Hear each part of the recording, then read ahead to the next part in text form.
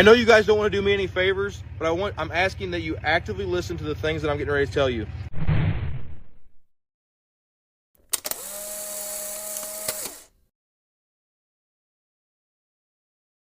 What if I told you that the reason people didn't listen to your political warnings isn't because they ignored you, but because they never even saw them? Welcome to the channel where we break down viral moments, social issues, and the internet's hottest debates. Today we are diving into a TikTok rant that got everyone talking. A user with 40,000 followers just went viral explaining why political messages doesn't always reach the people they are meant for, and how social media algorithm is shaping what we see. If you are new here, make sure to like, subscribe, and hit the notification bell because we have got a lot to unpack. Now let's get into it. And that's something I can tell you I've not always been good at, is actively listening. But in my messages, I have been actively listening and actively having conversations with people based on politics. So please listen to what I'm saying before you react, and please understand where I'm coming from whenever I tell you this. So, you keep saying that we told you this is coming, we told you this is coming, we were screaming at the top of our lungs, now you got to fuck around and find out. What you don't understand is the way that TikTok works and any social media works. The FYP is made up, it's an algorithm that keeps showing you stuff that you interact with. So just because you're posting something doesn't mean that I see what you're posting, because it's not the stuff that I'm interacting with. So I hope that explains why I'm not seeing, and why a lot of people aren't seeing the stuff that you guys are posting. There's a lot of people that are willing to listen to you, but whenever you get in the comments and you say, fuck around and find out, or I hope you lose your farm, or just anything hateful, it takes that whole group of people and you shut them off, and they no longer want to listen to what you're saying. Does that make sense? Everyone acts like everybody's either far left or far right, when the majority of America is in the middle. I've explained this to a couple people that message me. It's like having two abusive parents. You got the Democrat mom and the Republican dad, and both of them just hate each other. They absolutely hate each other, and we're just the children in the middle. We're all just trying to get along, and sometimes you side with mom, sometimes you side with dad. At the end of the day, it's us together, and they both fucking hate us. So that's what I'm trying to explain to you, is that's the us versus them. But what you guys are saying is, well, you didn't vote the way I did. You didn't want to listen back in November. Well, nobody was hearing you because you're not on our FYP. And this is an opportunity that you guys are fumbling, because there's people that are willing to listen to you. I have 40,000 followers that we're farm talk. We have nothing to do with politics. We don't do politics. But there's people that are willing to listen. I'm speaking out about what's happening to me, how the negative effects of Trump's signing the executive orders has affected me. But you guys are shutting it out because you're overwhelming the comments with the fuck around and find outs and the hoping of failure for other Americans. And then at that point, all of my followers, they want nothing to do with anything that you're saying, because you're just hateful people. And it's not because you're left, it's just because you're being hateful. And that's why a lot of people don't listen to you. And that's the way I am, because if I get in these comments and you're being hateful, I just don't listen. And that's with any topic. It's not just me. It's any topic. If you're being hateful, nobody wants to listen to you. And that happens both on the left and right. And that's where people need to come together and understand that nobody's going to listen to either side if you're hateful with the things that you're saying. And I do want to say that I do appreciate the people that are having the constructive conversations with me, like Will Westmoreland. If you guys haven't seen his video, please go watch his video. That's the conversations that we need to be having.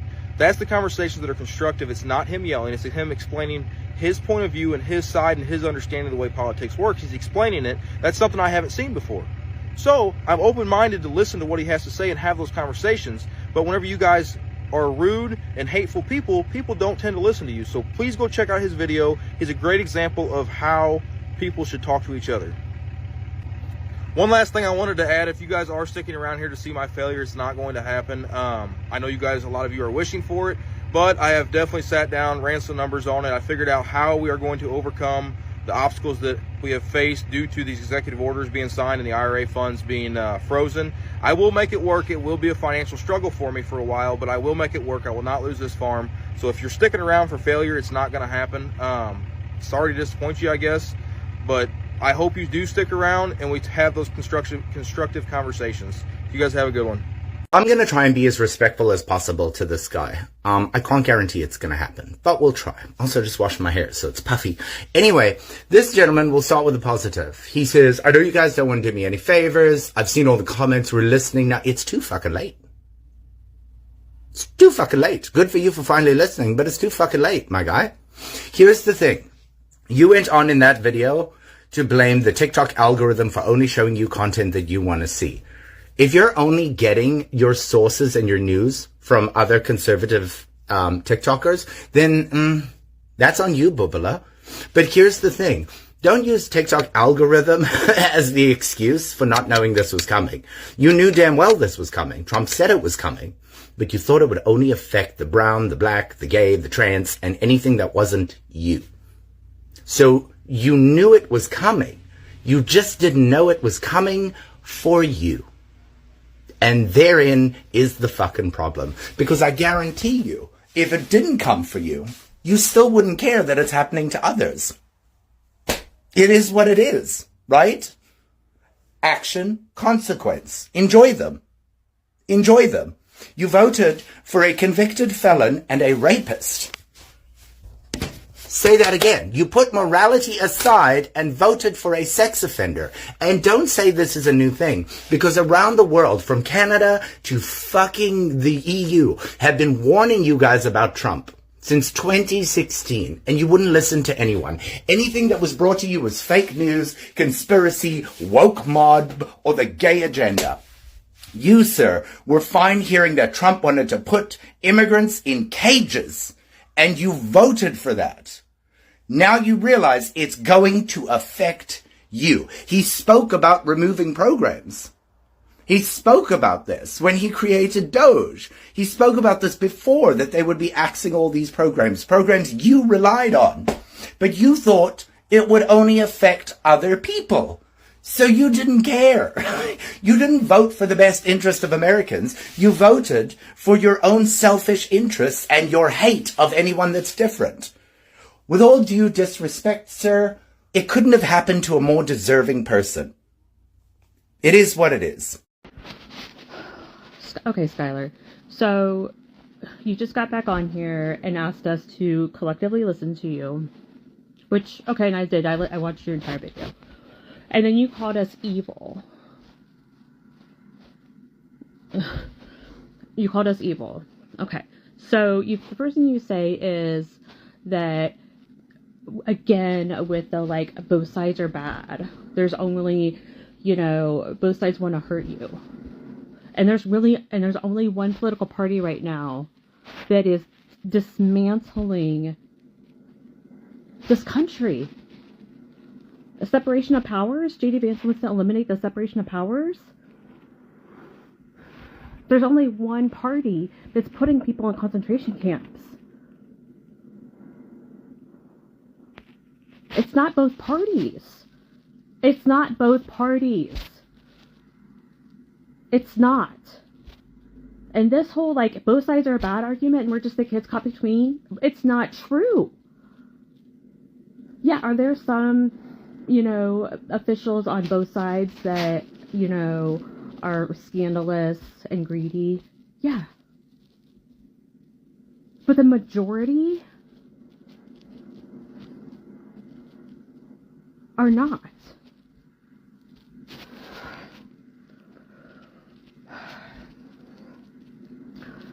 The immigrant problem, that was like one of the things, the main issues. You said you voted for Trump because you wanted to fix the border. Why do you think there's so many immigrants here? For jobs. Who do you think is hiring most of these immigrants? Are these Kentucky tobacco farms owned by Democrats? No. Most of the people that I know that hire immigrants are Republicans. They're the ones hiring immigrants because they know they can pay them less than the people that look like us. And then they turn around and vote to have those immigrants thrown out of the country.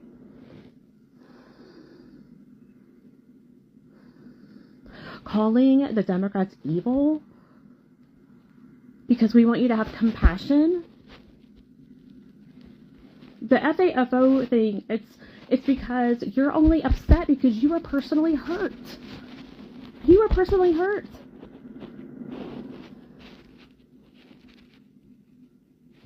Where we care about people that aren't us.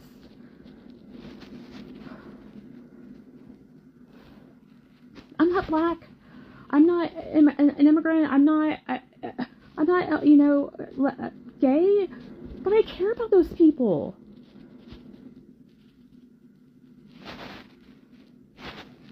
Not that because I get anything out of it, because it's good. It's because it's good for humanity. You just want to call us evil because you're not getting the sympathy that you think you should get. You said that you blame your 2025, Project 25, you not knowing because of an algorithm. When Donald Trump went on national television and said the things that he was going to do, that doesn't have anything to do with TikTok. And you not watching the news as your excuse because you don't know who to trust, because you think everybody's lying, that's not an excuse. Checking out of the news doesn't give you a pass to then claim ignorance because my algorithm doesn't show me things. He went on national TV and said that he was going to be a dictator on day one. He went on national television and said he wanted to get rid of the Inflation Reduction Act. He went on national television and said that he wants to execute his political rivals. It's not an algorithm. It was in the newspapers. It was on television. It was in the world. Take some responsibility.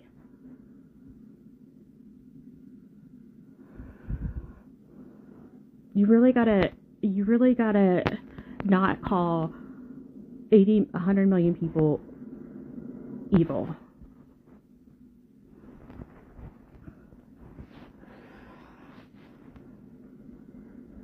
You've been tricked.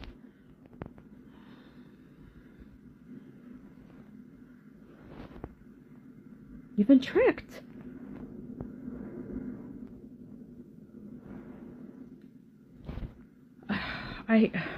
I mean, you're doing work, and you're opening up dialogue, but like getting on here and asking, you know, us to like listen and then call us evil and then say, but both sides are just as bad.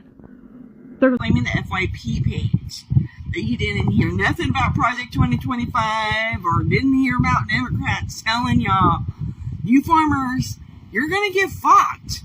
On Farm Bill, y'all don't talk politics. Bullshit. You voted for Trump. Why? So I think it's really important to recognize two things. First of all, I appreciate that you are coming to this from like a position of like, please hear me out. Second of all, bless Will. I watched his video to you, and he was very compassionate and very kind, which from my perspective, you would not have got from me. You probably won't even see this video, which you admitted because you've even said, we only engage with the content that really resonates with us, which is true, totally. However, the point of it is you admitted that you guys didn't do the research, that you heard what we were saying and you just shut us out because it didn't matter to you, because we were just doing our crazy left-wing or even middle of the base rhetoric. That's what you said, essentially. So fast forward to now. In my video, I didn't say fuck around and find out. I did say you are finding out, though. Like, you're learning the consequences of your actions. And I think anybody who wished you harm, like to lose your farm, that's shitty. That's unacceptable, for sure. But I think it's important to note that you don't get to blame an algorithm for your lack of education and your lack of research on the matter. And I'm glad that you're asking to have like true conversations with people. Hopefully that extends to people that are a little more impassioned and not necessarily as kind as Will, because sometimes when we make mistakes, it's really hard for us to admit that we made a mistake. I don't want to see you lose your farm. I don't want to lose mine either. I don't want my family to lose their business either. But being unable to buy hay, having a hard time with water and electricity, that's going to impact us. And we're not cattle farmers. Like, that's not the same kind of ag that we're in. But agricultural grants and subsidies impact us, and it makes it hard for us to survive. Also, the cost of living where we live. So I think it's really important that you have those conversations, and I appreciate that. And I would have a conversation with you if you wanted, but I don't think you'll ever see this, which is fine. That's okay. Obviously, I'm not like a traditional ag girly. So, you might disregard it. Maybe you won't. But yeah, I don't want you to lose your farm. I don't want your family to struggle. I don't want anyone's family to struggle. I just wish that you, instead of blaming your lack of education on an algorithm, that you would have researched the policies. So moving into this campaign, if somebody said, oh, Trump is saying this crazy stuff, or, oh, they're putting out this crazy stuff, I went and looked it up, and some of it was crazy. Some of it was completely not founded whatsoever. But you know what was Project 2025. So I'm glad that you're growing from it, and I do really hope that your farm is okay. And I hope that you make it out of this, and I hope that the funding continues, because I know the freeze was lifted, but just know that you're not faultless, and people don't have to forgive you, especially when you voted for a campaign that directly harms them. So What this TikTok user is saying something a lot of people don't seem to understand about social media, especially when it comes to a political discussion. People assume that just because they have been posting about an issue for months or even years, that means everyone else has seen it. But that is not how platforms like TikTok, Instagram, or even Twitter work. For your page, FYP isn't some universal feed that shows the same content to everyone. It's an algorithm that personalizes what you see based on what you interact with. So if someone isn't liking, commenting, or engaging with political content, they are probably not going to see your posts, no matter how often you post them. That is why this TikToker is pushing back on people saying, we told you this was coming, we warned you, because from their perspective, they literally never saw those warnings. They wasn't ignoring you, they just wasn't exposed to your content in the first place. And this is something that has been happening for years. Social media isn't like the old days of TV news, where everyone tuned in to the same stations and got the same information. It's an ecosystem where people live in completely different bubbles. Someone who follows a bunch of farmer cooking or car repair account isn't going to be fed the same kind of political content as someone who regularly engages with news and activism. That is just how the system works. But the second half of what he's saying is even more important. He's not just explaining why people didn't see these warnings, he's also pointing out that people who might be willing to listen are getting completely shut down by the way some flocks respond to them. Instead of taking the opportunity to educate or bring people into the conversation, some are just writing them off with "Fafo" or "I hope you lose your farm," and that kind of response instantly pushes people away. Think about it from a physiological perspective. If someone is just now realizing how a political decision is affecting them, they are already in a vulnerable position. Maybe they didn't care about politics before, maybe they didn't believe the warnings, or maybe they just didn't know. But now they are feeling the consequences firsthand. They are looking for understanding. Instead, what they get is hospitality. And when that happens, their natural reaction is to shut down and stop listening instead of becoming more open to understanding the issue. They dig their heels in because nobody wants to be laughed at or mocked when they are already struggling. That is exactly what this TikToker is trying to explain. There are people out there who might be willing to listen, but if all they get is negativity, they will retreat back into their own echo chambers and nothing changes. And this isn't just a social media issue, it's a big problem in how people engage with politics in general. A lot of flocks act like everyone is either far left or far right, when in reality the majority of Americans fall somewhere in the middle. They might lean one way or another, but they are not handy-liners. They are just regular people trying to navigate life, work, and family, and politics is just one part of that. This TikToker makes a great analogy. Imagine America as a household where the parents are constantly at war with each other. One parent is a Democrat, the other is a Republican, and they are absolutely hate each other. Meanwhile, the kids, aka the average people, are stuck in the middle just trying to live their lives. They don't get a say in the fight, and no matter what they do, both sides seems to resent them. That is what it feels like for a lot of people who hasn't had con in politics but still have to deal with the effects of policy decision. So when people on one side try to bring attention to an issue, but the only response they give to new listeners is anger or ridicule, they lose an opportunity to make a real impact. And it's not just about winning people over, it's about actually changing the conversation if you want people to see things differently. If you have to be willing to engage with them in a way that doesn't immediately push them away. Now, of course, some people are going to be really fully ignorant. There will always be those who refuse to listen no matter what. But the mistake is assuming that everyone who didn't vote the same way or didn't see the warnings falls into the category. That's just not true. A lot of people didn't pay attention because the system never put the information in front of them, and now they are seeing the effect of policy they didn't understand before. They are finally looking for an answer. The real question is, how do you respond to that? Do you take the opportunity to have a conversation to explain things in a way that helps them see a different perspective? Or do you just shut them down and tell them they should have known better, because one of those approaches actually changes minds and the other just creates more division? And that is another key point. People underestimate how much tone matters in these conversations. It's not just what you say, but how you say it. If someone is struggling with a new policy that's negatively affecting them and your first response is you deserve it or this is what you voted for, you are not actually helping anyone.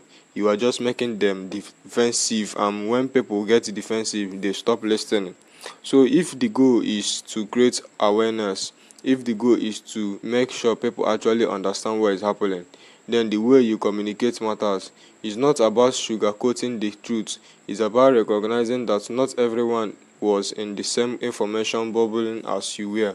And instead of blaming them for not knowing, there is a real opportunity to bring them into the conversation now. This TikToker is basically calling out both sides. He's saying, yes, a lot of people wasn't paying attention before, but now they are. And if the response to that is just anger and mockery, then any chance of reaching them is lost. And that is something a lot of people need to think about, especially when it comes to political discussions online. At the end of the day, social media is a tool. It can be used to divide people or to inform people. It can be used to push people away or to bring them into the conversation. And if people genuinely want others to listen, they need to think about how they are engaging. Because shouting, "we told you so," might feel good in the moment, but it's not actually changing anything. So the next time you see someone just now realizing the effect of a policy decision, instead of writing them off, consider whether there is a better way to get them to listen. Because if the goal is real change, then the approach matters just as much as the message itself. So what do you think? Does this TikToker have a point about social media bubblings and how people engage with politics? Or do you think people should already know what is happening? No excuses. Let me know in the comments. If you enjoyed this discussion, don't forget to like this video, subscribe to the channel and hit that notification bell so you never miss an update. And if you want to see more breakdowns of viral moments and social debates, check out these videos on the screen now. Thanks for watching, and I will see you in the next one.